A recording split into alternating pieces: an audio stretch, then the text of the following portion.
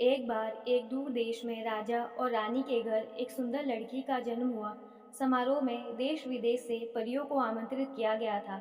वे अपने साथ विशेष उपहार लाए और छोटी राजकुमारी को आशीर्वाद दिया ताकि वह एक चतुर, सुंदर और दयालु लड़की बने। तभी एक बूढ़ी दुष्ट परी महल में आई और राजकुमारी को श्राप दिया, तुम्हारे 16वें जन्मदिन पर तुम एक पिन को छुओगी और मर जाओगी। वह गुस्से में चिल्लाई और गायब हो गई। हर कोई स्तब्ध रह गया। महल में एक युवा परी को बुलाया गया था। उसने कहा, मैं दुष्ट चुड़ैल का श्राप वापस नहीं ले सकती, लेकिन मैं मदद करने की कोशिश करूंगी। जब राजकुमारी पिन को छुएगी तो वह नहीं मरेगी, बल्कि गहरी नींद में सो जाएगी और केवल एक राजकुमार के चुंबन से जागृत होगी, जो उससे बहुत प्यार करता होगा। राजा और रानी अपनी प्यारी बेटी के लिए इतने चिंतित थे कि उन्होंने राज्य के सभी चरखाओं को हमेशा के लिए नष्ट करने का आदेश दिया। हालांकि एक चरखा अभी भी बचा हुआ था जिससे वे अज्ञात थे। जैसे जैसे साल बीतते गए, छोटी सी बच्ची एक प्यारी, आकर्षक युवा लड़की बन गई। अपने 16वें जन्मदिन पर जब वह महल में घूम रही थी, वह महल की मीनारों के शीर्ष पर एक गुप्त कमरे में आई। जिज्ञासु, वह चरखा चलाने में एक बूढ़ी औरत की मदद करना चाहती थी। ओह, ये क्या है? वह आश्चर्यचकित रह गई क्योंकि उसने इसे पहले कभी नहीं देखा था।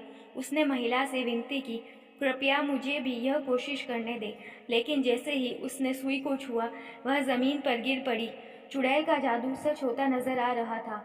भारी मन से राजा ने उसे भव्य कमरे में ले जाने का आदेश दिया, जहां वह कई वर्षों तक लेटी रही। पूरा राज्य उदास था। सबसे छोटी परी ने यह सब देखा और कहा, सारा राज्य राजकुमारी के साथ सो जाए, ताकि जब उसके राजकुमार उसे जगाए तो वह अकेली ना रहे।